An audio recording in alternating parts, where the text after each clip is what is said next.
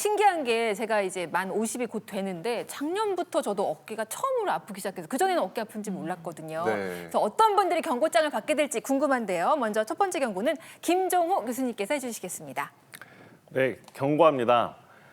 등 뒤로 긁는 게 안 되는 당신 경고합니다.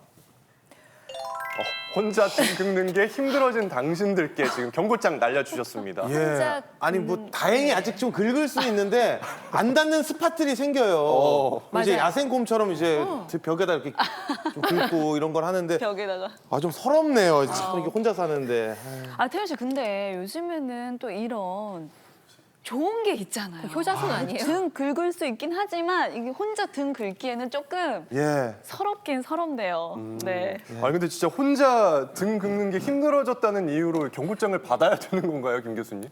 네, 오십견이라고 알려져 있는 이 동결견의 초기 증상이 특히 이제 혼자 이렇게 등 긁는 자세, 이제 내외전 자세가 안 되는 게 흔합니다. 이 어깨 관절이 굳는 이 오십견은 단순히 이렇게 1차성 오십견뿐만 아니라 회전근개 파열이나 이두장건병증, 석회건염과 같은 다른 질환들로 인해서 오십견이 생기는 2차성 오십견도 올 수가 있기 때문에 평상시보다 혼자서 이렇게 등 긁는 자세가 잘 안 된다. 그러면 어깨에 문제가 오셨다고 볼 수가 있겠습니다. 네. 저 같은 경우는 가족들이랑 같이 살거든요. 그래서 등을 긁어줄 수 있는 가족이 있는 저 같은 사람들은 눈치를 못 채서 어깨 질환에 걸리기 조금 더 쉬운 게 아닐까 싶거든요. 가려울 네. 때마다 긁어달라고 하면 되니까요. 긁어달라고 하면 되잖아요. 근데 가려우고 둘째치고 사실은 여자들이 가장 편하게 옷 입는 게 원피스거든요. 네. 그러니까 쓱 그냥 집어넣고 뒷지퍼 딱 올리고 쉽게 나갔는데 전 요즘 이게 안 돼요. 지퍼 여기 올리다 여기서 멈춰요. 으악 해가지고 간신히 올리는 경우가 아들을 생기더라고요. 아들이 학교 갔을 때는 혼자 해야 되니까. 왜냐면 예전에 보면 저도 그렇죠, 아이들. 어머니께서 계속 네. 저를 불러서 이거 좀 맞아요, 올려달라고 맞아요. 예전에 그랬던 적이 있어요. 아니, 젊을 때는 쓱 올렸거든요. 근데 이제 안 되는. 그래서 이거 어깨 활동 범위가 얼마나 좁아졌는지 정말 궁금한데 이거 범위 측정할 수 있다고 합니다. 문교훈 선생님 모시고 저희가 알아보도록 할게요. 젊지만 고민된다는 우리 이은정 네. 아나운서도 함께 테스트 받아보고 서태훈 씨도 한번 받아볼까요? 네, 네, 앞으로 네, 네. 모실게요. 네, 앞으로 나와주세요. 나와주세요. 자, 어깨 활동 범위를 늘려야겠죠, 선생님? 자, 집에서도 간단하게 어깨 관절 가동 범위를 평가할 수 있는 방법을 갖고 왔습니다. 근데 우리가 일반적으로 팔을 뭐 들었다 내렸다 뭐 회전하는 동작을 할 때 자세가 고정이 안 돼 있으면은 오히려 오해를 할 수 있어요. 내가 등을 넘기는 동작으로 해가지고 범위가 잘 나오는데 이렇게 할 수 있단 말이죠. 그래서 자세를 고정하고 어깨 관절 범위를 평가할 수 있는 동작을 해보도록 하겠습니다. 자, 전 옆으로 좀 보여드릴게요. 예. 자, 옆에 쓴 상태에서 다리는 어깨 넓이 정도로 벌려줍니다. 그 상태에서 허리 골반을 살짝 앞쪽으로 숙여줘서 고정을 시킬 거예요. 그 상태에서 팔꿈치를 90도로 해주시고 그대로 옆으로 올려줍니다. 자, 여기에서 그대로 손등을 뒤로 쭉 넘겨줄 거예요. 자, 정상 범위는요. 내 척추 기울기보다 더 뒤쪽으로 넘어갈 수 있어야 됩니다. 만약에 내 척추 범위까지도 못 도달한다. 그러면 어깨 외회전에 대한 제한이 있다고 볼 수 있어요. 저는 지금 얼마나 올라간지 제가 볼까요? 모르겠네요. 네. 자, 여기에서 회전. 그냥, 예. 오, 충분히 30도까지 나오고 있어요. 저는 여기가 한번 볼까요? 한계인 것 한계인 것 같죠. 지금 어깨 외회전 범위에 제한이 있는 상태입니다. 아, 네. 자, 이렇게 외회전 범위를 평가를 해봤으니까 이제는 내회전 범위를 한번 또 보도록 할게요. 네. 자, 뒤를 돌아서 보여드릴게요. 네. 자, 뒤쪽으로 손을 들어서 손등을 정면을 향해 주세요. 그 상태에서 반대쪽 견갑골 아래쪽을 터치할 수 있는지 확인해 보시면 됩니다. 이거는 될지 쉽게 모르겠네요. 잘 되는데요? 네. 자, 손을 이렇게 해서 네. 견갑골 여기를 맞아요. 두 분 다 일단 내회전 범위에는 이상이 없다고 보여집니다. 선생님 이게 왜 반대쪽은 안 올라가나요? 그죠. 저도 한쪽이 반대쪽, 잘. 네, 오른쪽이 안 올라가시죠. 안 올라가는 쪽에 뒤쪽에 있는 후방관절낭이라든지 내외전을 하기 위한 어떤 다른 근육들의 뭉침이 있을 수 있습니다. 그래서 그 부분을 해결하기 위해서 지금부터 운동을 해볼 거예요. 좋습니다. 자, 운동하고 다시 한번 테스트 해보면 좋을 것 같습니다. 자, 우리가 후방관절낭, 즉 어깨 팔을 안쪽에서 안정화시켜주는 관절낭인데 그 관절낭이 손상에서 굳어질 수 있어요. 자, 그 관절낭을 이완을 해보도록 하겠습니다. 자, 우리가 교통사고 났을 때 목 아플 때 어떻게 하나요? 아이고. 아유, 목이 이러죠? 예. 자, 그 상태로 고정해주시고 반대 손으로 팔꿈치를 명치 쪽으로 잡아당겨주세요. 네. 자, 그 잡아당긴 상태에서 팔을 들었다가 내렸다가 팔은 계속 위로 올라가려고 해야 되나요? 맞아요. 팔은 계속 위로 올라가려고 해야 되고 잡아당기는 손은 계속 명치 잡아당기는. 쪽으로 당겨진 상태에서 30번을 가볍게 움직여줄 겁니다. 움직일 때 통증이라든지 불편한 감각이라든지 그런 게 없어야 되고요. 지금 몸이 이렇게 돌지 않도록 고정한 상태에서 팔만 움직여주세요. 자, 이렇게 30번 해주시고 다시 한번 안 올라갔던 쪽을 한번 올려보도록 할까요? 네. 예, 뒤로 돌아서. 저도 지금 방금 그쪽을 오른쪽이 좀 안 됐었죠? 올라갔어요. 네, 조금 더 올라가죠. 그거보다 많이 올라가요. 네, 더 조금 많이 올라가죠. 올라가요. 오, 느낌이 확실히 많이 올라갔고 안 가벼워졌어요. 불편해요. 예. 맞아요. 이게 관절낭에 유착이 생기면은 이게 오십견으로 진행될 수 있으니까요. 꼭 이렇게 관리하시는 게 중요합니다. 자, 그리고 이렇게 스트레칭을 했으니까 이제는 강화도 해야겠죠. 자, 제가 밴드를 준비했습니다. 자, 밴드를 예, 받아주시고. 밴드가 많이 두껍네요. 네, 밴드가 상당히 강도가 있는 밴드라서 네. 개인의 강도에 맞춰서 개인의 상태에 맞춰서 밴드의 강도를 정하시면 될 것 같습니다. 자, 밴드를 한쪽에 이렇게 한쪽 손으로 해서 고정시켜서 잡아주세요. 앞쪽으로. 그 상태에서 팔꿈치 뒤쪽으로 넘겨볼게요. 자, 넘긴 앞쪽으로. 상태에서 네. 그대로 밴드를 목 뒤로 넘겨주세요. 우리 스카프 하듯이 넘겨줘서 고정을 시켜줍니다. 허리 쪽에. 허리 쪽에. 자, 고정이 됐죠. 그러면 밴드를 앞쪽으로 내외전 시킬 때 저항감이 느껴지실 거예요. 예, 많이 와요. 많이 와요. 이렇게 운동을 30번 할 거예요. 즉 팔이 내려갈 때 내외전을 할 때 통증이 있으면 절대 안 됩니다. 그리고 몸이 좀 고정된 느낌이 나시죠? 네. 네. 천천히 가능한 범위까지만 30번 진행해 주세요. 선생님 팔은 직각인데 우리 이윤정 아나운서는 한 120도 정도 벌어졌거든요. 팔꿈치 벌어져도 되나요? 네, 90도에서 아, 해주시면 90도요? 되고요. 아, 예. 만약에 딱 좋아요. 네. 어깨가 아프시면 그러니까요. 팔을 어깨가 들어 아파서. 올리는 것 자체가 힘들어요. 큰일이에요. 네. 그래서 안 아픈 범위에서 먼저 해주시고 네. 그 다음부터 올라가면서 해주시면 올리고. 됩니다. 아. 네. 자, 네. 우리 이렇게 강화 운동도 했으니까 네. 다시 한번 좀 봐볼까요? 네. 예. 네. 제가 챙겨드리고 네, 봐보겠습니다. 자, 뒤로 돌아서 한번 다시 볼게요. 뒤로 돌아서 자, 태우님부터 한번 오른손 안 올라. 오른손으로요? 오른손. 아까 전에 요 정도였거든요. 네, 맞아요. 그래서 요 정도까지 올라가네요. 오, 지금은 전혀 불편하지가 않습니다. 그죠? 예. 오, 한번 신기하네요. 올려볼까요? 저도. 네, 뭐 여전히 잘 올라. 전 더 많이 올라가는 것 같아요. 네. 우와.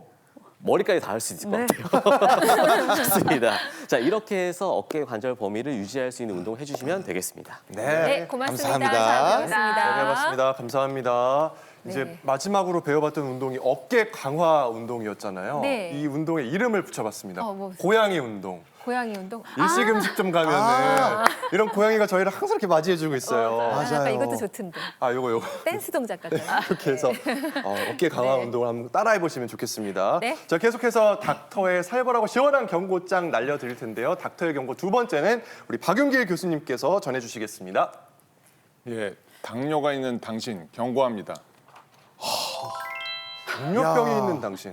제가 제가 오해하지 마세요. 당뇨는 없습니다. 네, 없는데 단 걸 많이 좋아하고 요즘에 좀 운동을 좀 게을리해서 네. 뭔가 조금 쓰리고의 위협이 있지 않을까 해서 반성하는 의미로 하나 받도록 하겠습니다. 경고가 지금 굉장히 많으신데요. 예. 저는 근데 아직 뭐 당뇨를 걱정할 단계는 아닌 것 같아서 아직은 좀 접어두겠습니다. 그리고 당뇨랑 이 어깨 통증에 어떤 연관이 있는지도 좀 궁금하긴 하거든요. 그러게요. 근데 이윤정 아나운서 달달한 후식 디저트 좋아하시잖아요.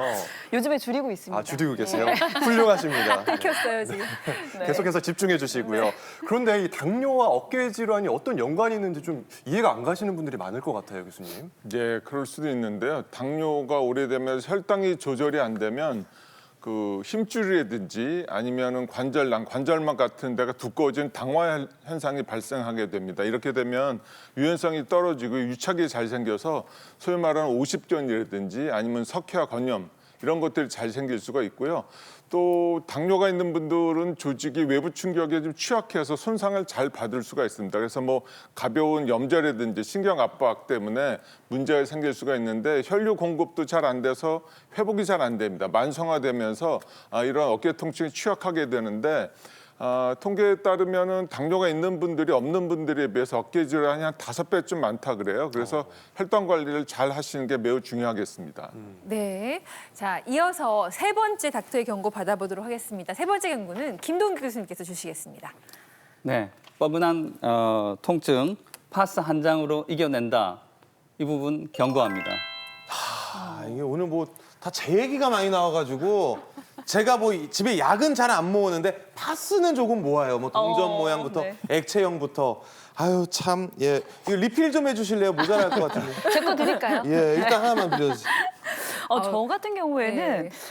저도 어깨 통증이 워낙 심하니까 저도 파스를 많이 붙이지만 그게 잠시 그때 그 순간 임시 방편일 뿐이더라고요. 그래서 저는 잘 모르겠더라고요. 근데 이제 어떤가요? 주변에 보면은 그 뻐근한 통증을 그냥 파스로 하면서 이것도 달래서 또 쓰면 돼. 뭐 시간 지내면 나아질 거 이런 분들도 사실 계시거든요. 많이 계세요. 네. 네, 절대 안 됩니다. 어? 파스 한 장으로 통증을 이겨내겠다. 이게 굉장히 위험한 생각이고요. 그래요. 특히 우리가 질병에 있어서 진단하고 치료를 하는 데서 제일 중요한 것은 정확한 진단을 하고 원인에 따른 치료를 정확하게 하는 것이 필요한데 예를 들면 어깨 통증 때문에 극심한 통증으로 응급실을 방문해야 되는 질병도 있습니다. 그 질병이 초기에는 이게 뻐근한 통증이 있다가 좀 네. 아팠다가 안 아팠다가 하는 증상으로 나타나는데 결과적으로 좀 진행이 되면 극심한 통증으로 이어지고 그로 인해서 응급실을 방문하게 되는 질병이 바로 석회성 근염을 말씀드릴 수가 그게 있습니다. 그렇게 아프다고 하더라고요. 그렇습니다. 네. 네. 우리가 영상을 보시면 석회성 근염은 어깨에 있는 그 근육의 힘줄에 석회가 침착되면서 염증이 생기고 그러면서 통증이 생기는 질환이 되겠습니다. 여러 가지 원인으로서는 뭐 추정하기로는 저희가 퇴행성하고 분명히 관련이 있고요. 또 어깨 힘줄이 혈액 순환이 잘 안 되는 부위이기 때문에 산소 부족과 또 자꾸 자극이 되면서 눌리는 증상과 연관이 있다고 하는데 이 질환이 초기에는 그렇게 증상이 아팠다가 안 아팠다가 하기 때문에 좀 가볍게 파스나 붙이고 관리해서 달래서 지내겠다. 굉장히 위험한 생각이라고 할 수가 있습니다. 그래서 안 됩니다. 그 어깨 근육에 석회질이 쌓이는 어깨 이제 석회성 건염 네. 어떤 증상이 특징인지 궁금합니다, 김 교수님. 네, 석회성 건염에는 단계가 있습니다. 형성기, 휴식기, 흡수기로 나눌 수가 있는데요. 먼저 형성기에는 이 힘줄 세포가 석회로 변성이 되는 과정에서 뻐근한 통증이 좀 생길 수가 있습니다. 이 생긴 석회가 잠자코 있는 동안의 휴지기에는 이 뻐근함이 사라질 수가 있고요. 흡수기에 앞서 말씀해 주셨던 것처럼 엄청난 통증을 일으키는 경우들이 있습니다. 이게 산통에 버금가는 정도의 통증으로 응급실을 찾는 경우들이 있는데요. 이러한 석회성 건염은 흔히 엑스레이나 초음파, MRI 등으로 검사를 하게 되고 이 석회 덩어리가 이제 작을 때에는 엔세이드 등의 이제 진통소염제나 스테로이드 주사 등으로 이렇게 치료를 할 수가 있고요. 때에 따라서는 체해 충격파나 부분 마취만 하고 주사로 이렇게 석회를 깨는 다발성 청공술을 시행을 할 수가 있습니다. 이러한 보존적 치료에도 반응을 하지 않는 경우에는 때에 따라서는 관절경으로 석회를 제거하기도 합니다. 네, 저는 어깨 통증은 다 같은 증상이라고 생각했는데 다 같은 증상이 아닌 것 같습니다. 석회성 건염은 이렇게 뻐근한 통증이 있는 것 같고 또 아까 말씀해주신 오십견은 좀 콕콕 쑤시는 증상이 있는 것 같아요.